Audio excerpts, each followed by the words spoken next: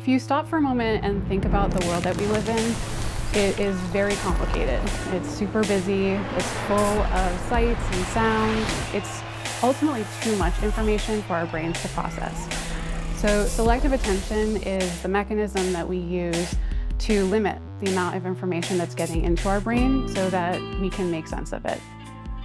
It's especially important for infants because you can imagine a brand new baby comes into this world and they don't know anything about it. They're faced with this huge amount of information, and one of the questions I'm especially interested in is how do they even begin to make sense of it? In the Learning and Brain Development Lab, we're really interested in understanding how attention and learning are interconnected, especially in infancy and early childhood. Whenever babies are coming into the lab, as you can imagine, it's a really fun and exciting experience. We get to see the different ways that they learn new skills and the different ways that they've grown.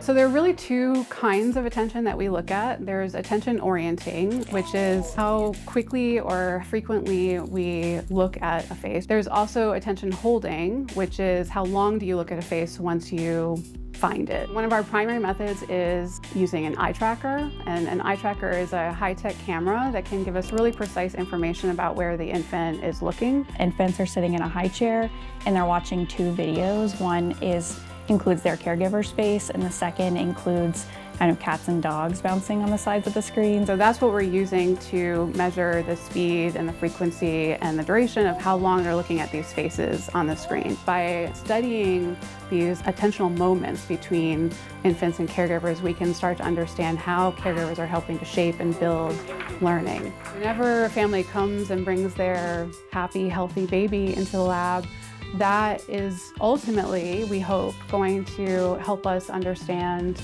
a whole diversity of developmental pathways. And one thing that I think is really unique and special about our lab is that we're a very large and interdisciplinary lab. My students come from developmental psychology, school psychology, and neuroscience that I think has really informed my work and kind of pushed my work in different directions. I've been working with Julie for almost 6 years now, and she is an incredible mentor.